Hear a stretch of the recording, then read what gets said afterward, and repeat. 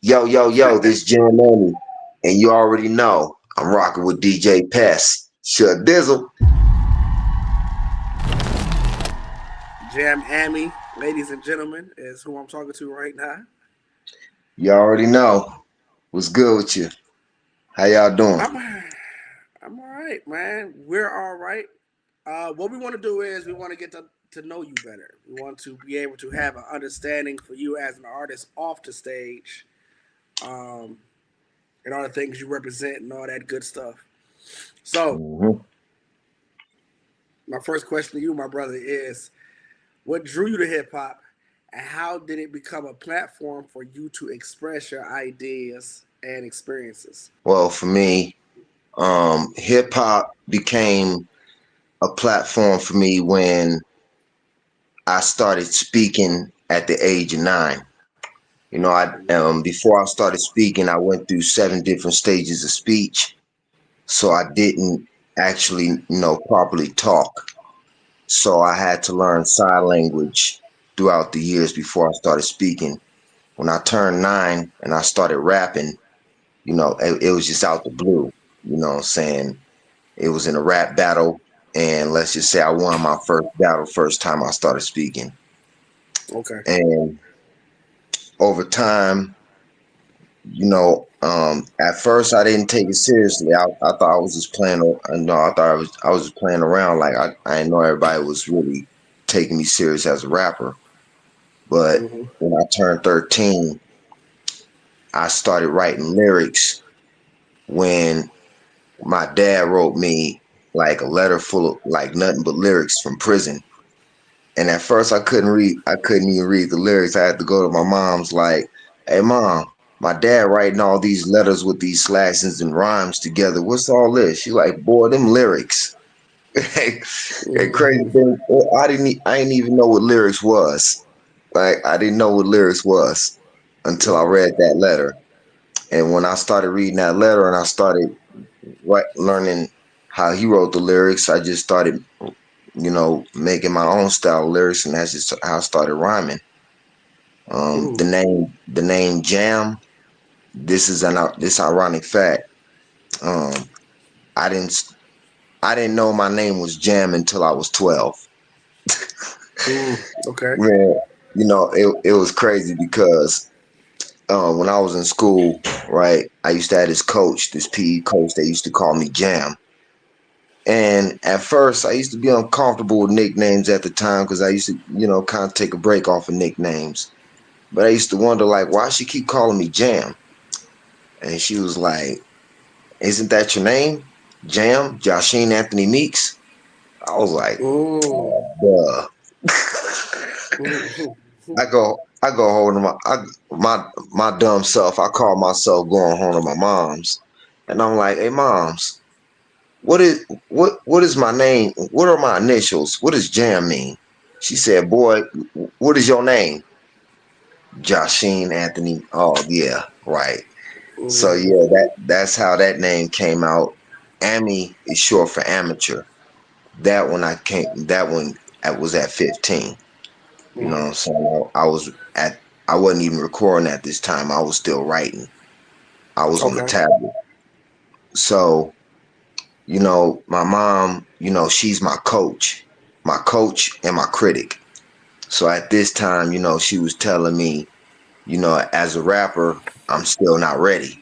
You know what I'm saying? You still have a lot to learn. You haven't recorded no song, you know what I'm saying? You still writing raps. You haven't did no full song yet. You ain't made no CD albums. You ain't even been in the studio. Mhm.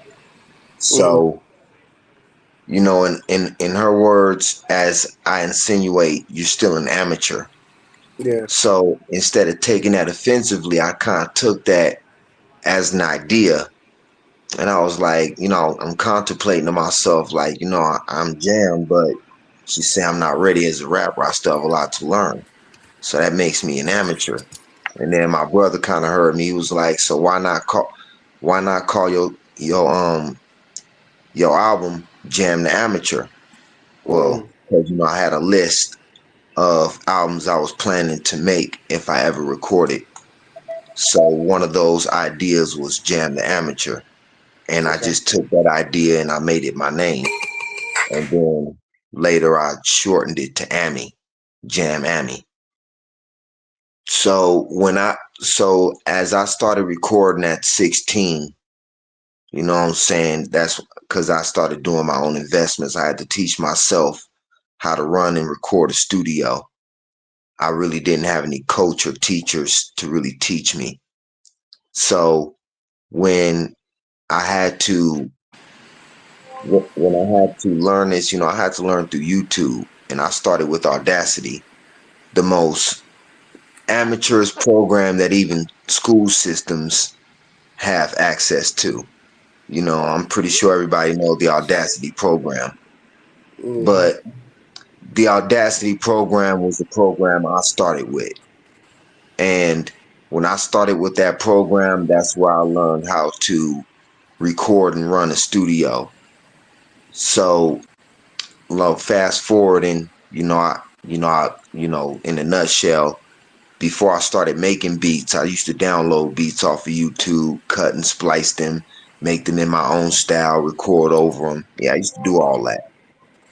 And then that's when I met my homie Rasta Kip again through my brother.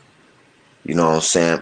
I met my bro Rasta Kip, and he hooked me up with the FL Studio program. Now, when I started making my own beats, that's when I started taking my career seriously. Mm-hmm. Cause before, I was just making it a hobby. Like music was just a hobby to me. I didn't take it serious as a business or a career because for one, I'm not even making my own beats at the time. I'm downloading beats off of YouTube. So if I try to promote those beats, you know what I'm saying? What if I get sued? And if I make royalties off of them, I know I'm going to have to pay them royalties back. So it was no point of trying to make a career off of subbed beats. I needed my own substance. So when I Mm-hmm. had my own substance, that's when I was like, okay, now it's time to be serious. Now it's time to get out there and start pursuing a career.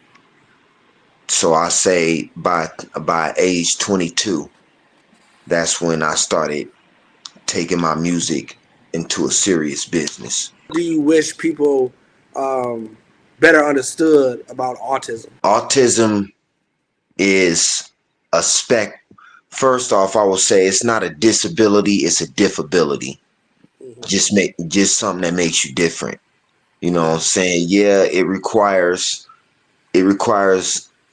some certain accommodations that many are not usually having access to, that requires a certain treatment, but it's not something that is a hindrance. It's not a disability that is what people think is mentally retarded.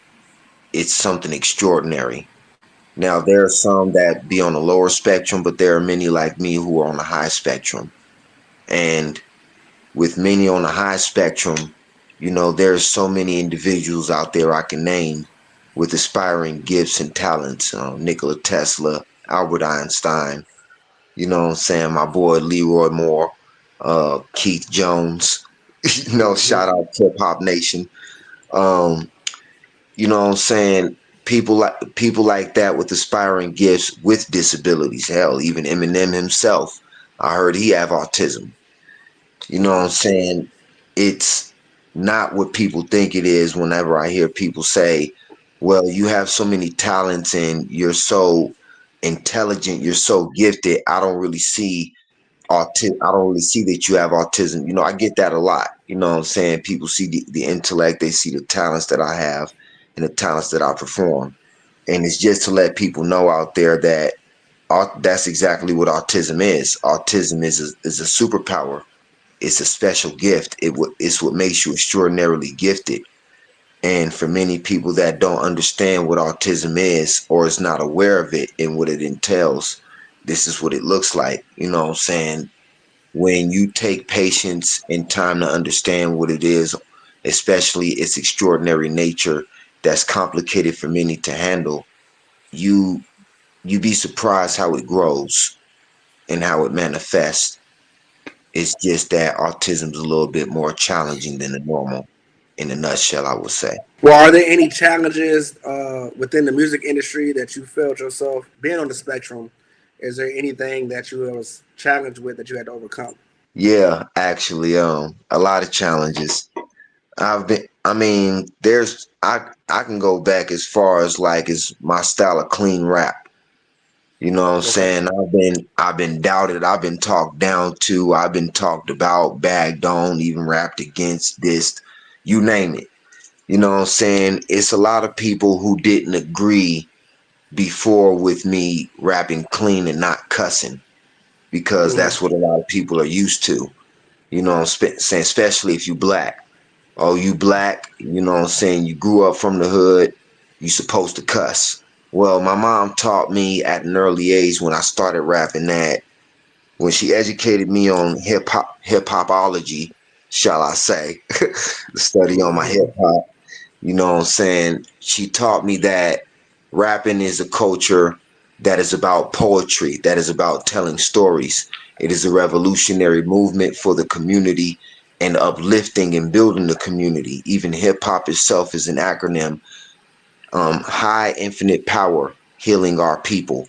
Mm-hmm. So with understanding that and being taught that, being instilled in me, I grew up with learning the styles of hip hop and delivering the message without cussing.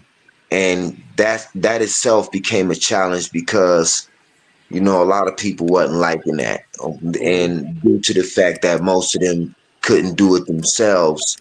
So a lot of people look at a way as well, clean rap ain't that popular anyway. You know what I'm saying? And then it goes fast forward into the beats, the music I'm making. You know, a lot of people think that, you know, I'm a one hit wonder, that my raps are temporary.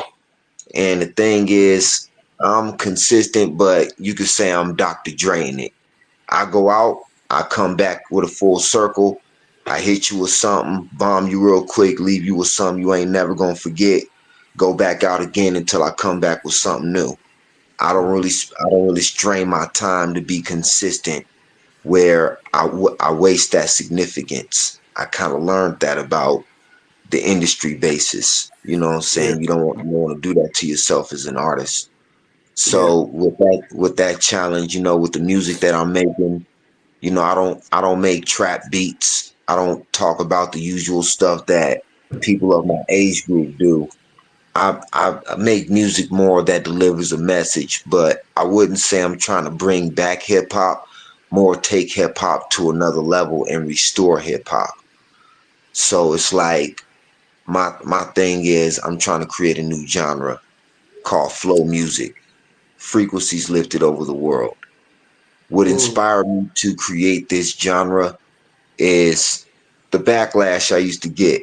You know what I'm saying? Over the years, you hear a lot of people say, well, you do make good music, but your music won't make it so far because people are listening to this music now. This is the kind of popular music so you got to get with the times and make what everybody want to listen to and whoopty whoopty whoopty whoop. So with Yeah. hearing all that, you know what I'm saying? And then hearing on the other side with famous artists in the industry saying, don't do that. You know what I'm saying? Be your own individual. I took the idea and just basically invested in creating my own genre out of frequencies that I composed together. And with the frequencies enhanced in my music, it encourages me more to keep doing what I'm doing because I know that what I'm doing I encourage to save souls. Although I know the challenge ahead of me is the politics of the music, where you know people are going to start looking at it as well. We don't do that no more. You know they time base it. That's Yeah. basically my challenge, the time basing, and that's my music ain't based off of that. I'm not basing my music on time. Well, Something that's what I beyond that. wanted to ask you. Like, do you want the world? Do you want fans to know that you're autistic? Do you want to use your platform to express Well, awareness of for autism, course. or do you want to be known as an artist that is just a great artist? Well, on the diversity, both. You know, I don't intend to hide my autism at all. In fact, I tend to show it loudly and proudly, Mm-hmm. just to signify to people that people with autism are gifted, and to show the capacity of that giftedness, to basically re-educate and show awareness of the world that autism is something significant and not always something you have to look down on and feel sorry for. Because even when I announce and tell people that I have autism, it's a lot of people out there that feel bad for me, or give a bad stigmatism about it, or have a negative reaction. And I want to use my autism on a platform to promote that as a way of showing people the goodness of it, the good side of showing them this is what autism can do as a benefit, as a significance, a capability for people to use as a superpower and not a hindrance, not something to fear. At the same time, though, that's not something only I want to be known for. I want to be known as me, Jam Ammy. Mm-hmm. You know what I'm Mm-hmm. saying? I'm more than just a beacon or an icon for autism. Yes, I want people to know that I have autism, just to see, you know what I'm saying, that people with autism are gifted too. We just as capable. However, as an individual, I'm more than just autism. You know what I'm saying? I'm esoteric. You know what I'm saying? I live a full blown spiritual life. I'm a revolutionist.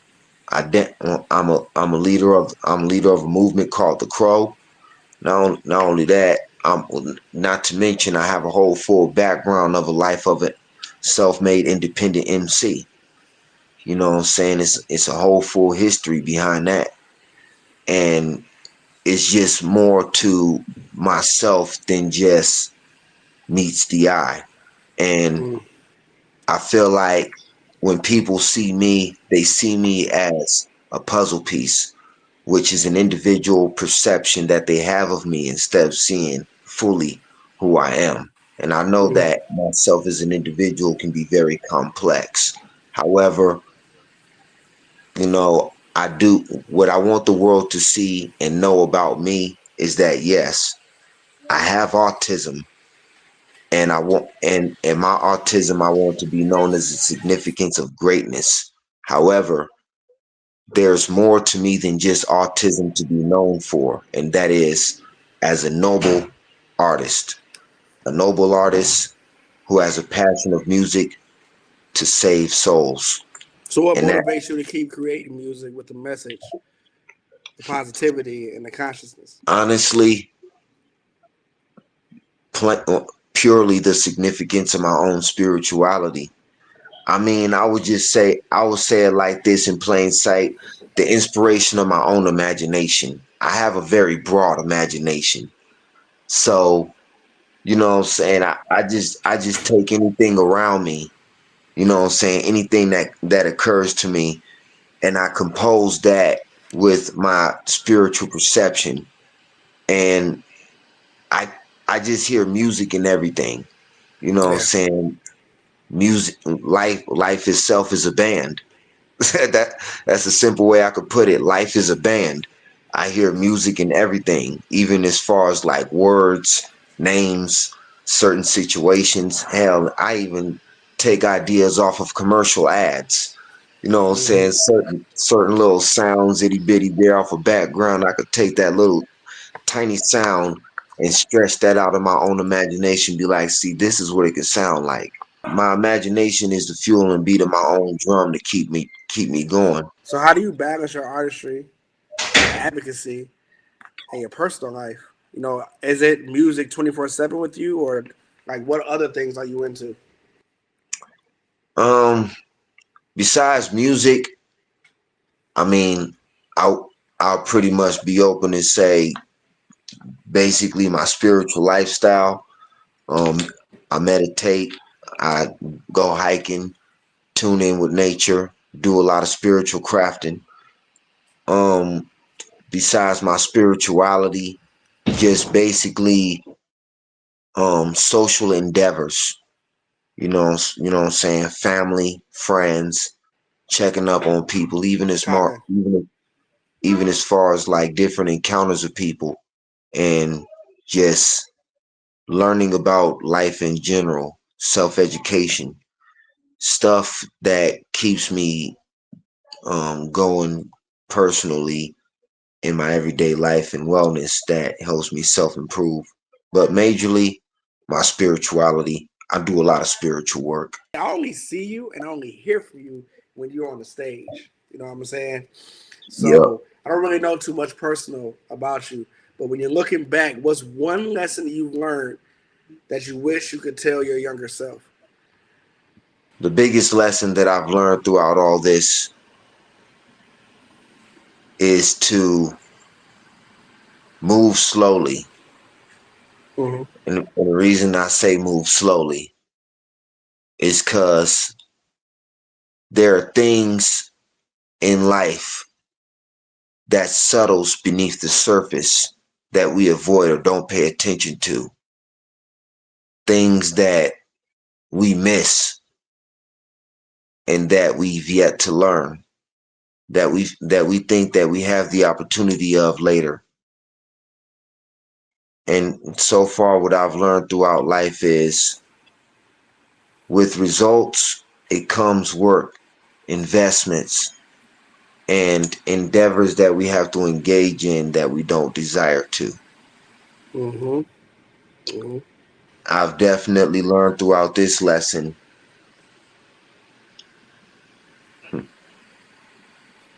what I can't what I can say is foundation is key. Yes. Foundation that's the biggest lesson of life that I've learned so far in my adulthood at the age of 31 from my early 20s. Foundation Mm-hmm. is key. Mm-hmm. And what I would tell my younger self is to never give up anything of your foundation and to keep building and to not be obligated to to give so much or listening to others.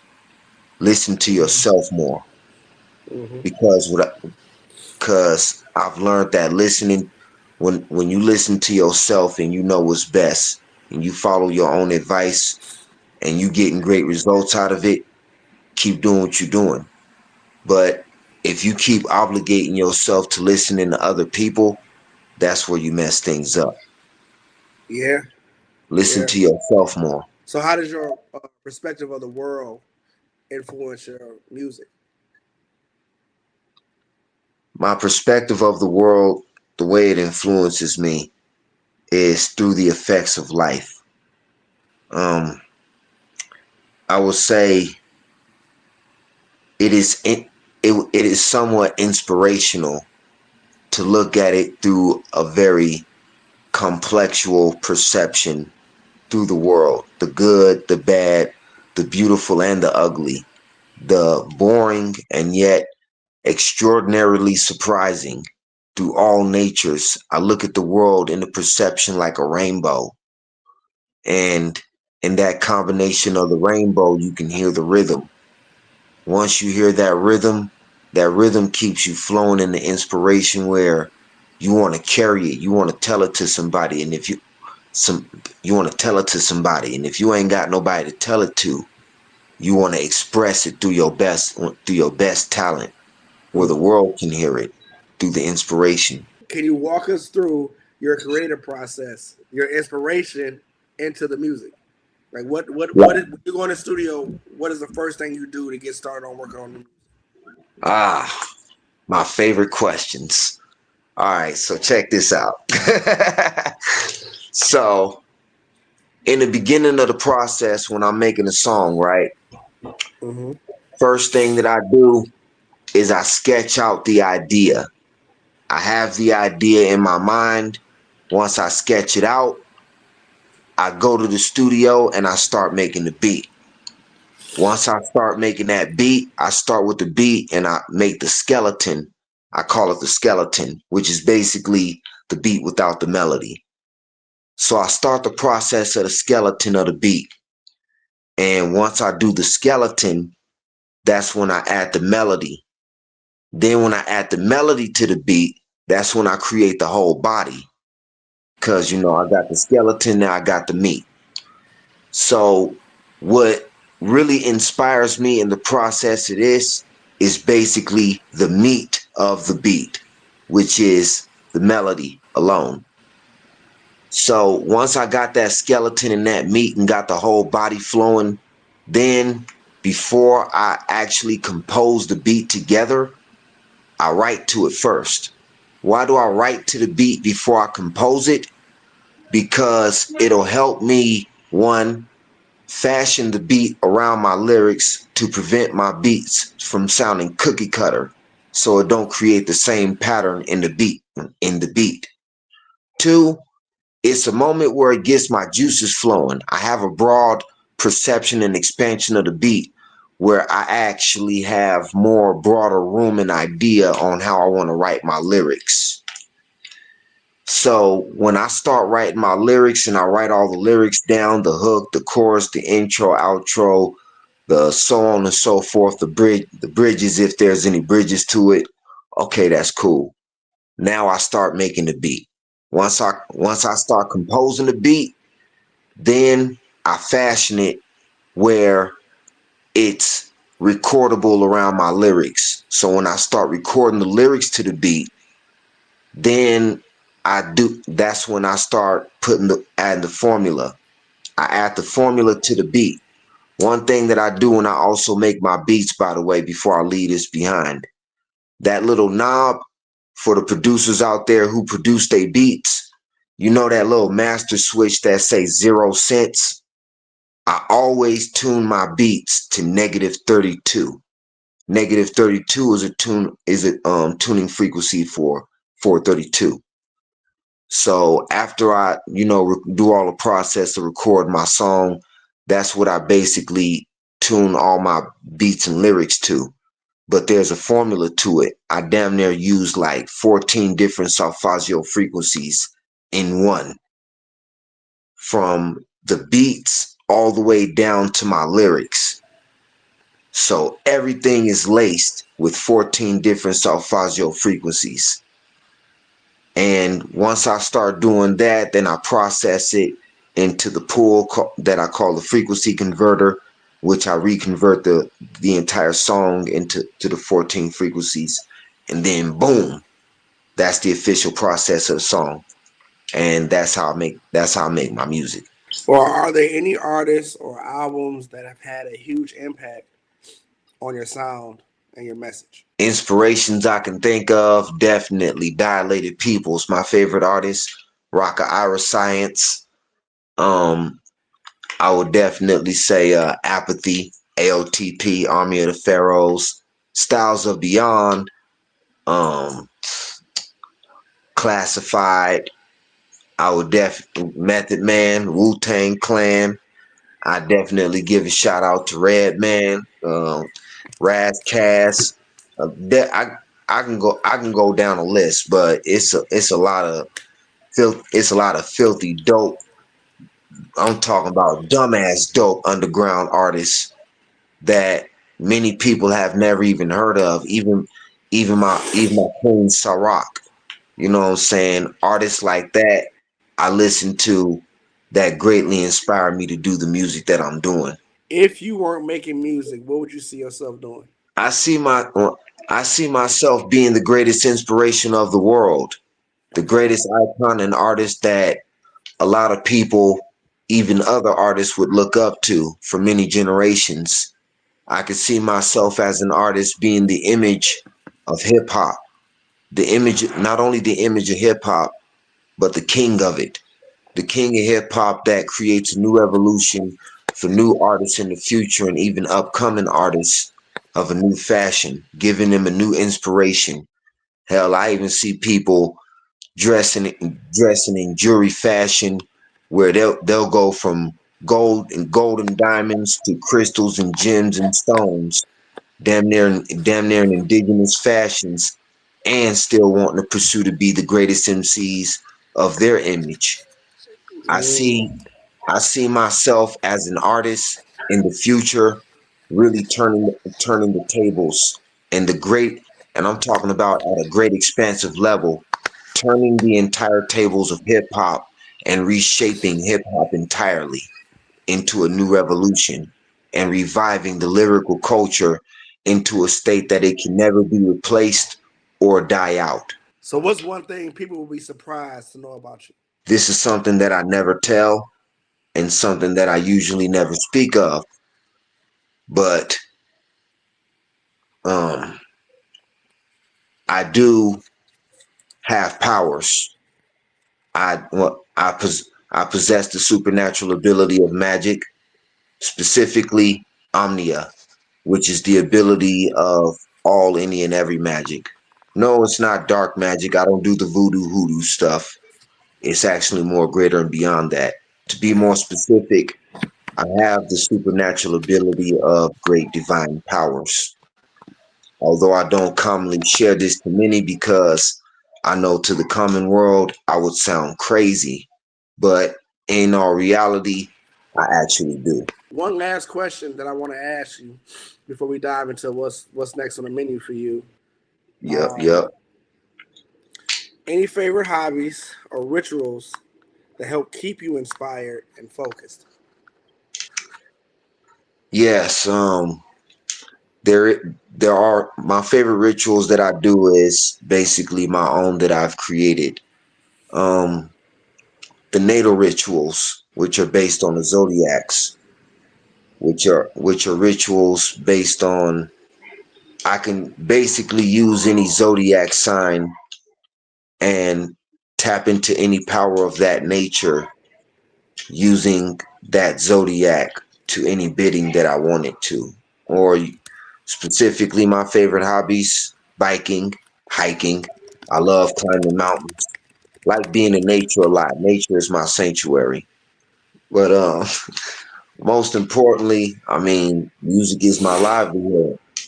But I definitely love doing arts and drawing, and I do have a passion for crafting. I also make a lot of jewelry. In fact, I own a business, Extraterritorial Holistics. I make jewelry. I carve wood, stones. I make a lot of crystals and amulets, all heavily consecrated, engraved, and engraved with powerful magic, protection, stuff like that. Specifically in my tradition, um, I I am half Creole, half Blackfoot, but I'm initially of my own bloodline, which is Omni. Omni, which is all beings. I'm an all being, all powerful. But um, of course, I use the power greatly for balance, and that's what I utilize my music for. What does 2026 look like for Jam Ammy? Man, I just released a new album that's about to be officially released soon, called Project 3 Raw Fiction. Soon about to shoot a music video to it. My latest track, Falling for You, which I did. This is actually my first, well, I wouldn't say my first remake, but this is actually one of the biggest hits. Like it's one of those clash between hip hop and R&B, a love song that you would basically relate to from an MC. You know what I'm saying? Not your average R&B singer. But I used a sample of Alicia Keys' "Fallen," and I basically used the like the end of her song, and I made my own beat to it. You know what I'm saying? And I put my instruments and everything into it, and I just got off on that beat. So I'm gonna be shooting a music video to that beat soon, to that song soon. And when I shoot a music video to that song, yeah, that's it's gonna be released on all platforms, broad worldwide. Okay. Now, when you release it, where can people find it at? How can people follow you on social media? You'll find it on Spotify, iTunes, Deezer Music, iHeart, SoundCloud, YouTube Music, iTunes. any platform you could think of, you name it. You know what I'm saying? Any music platform you listen to music to, just simply type in Jam Ammy, like a first and last name. That's JAM to the A, double MY.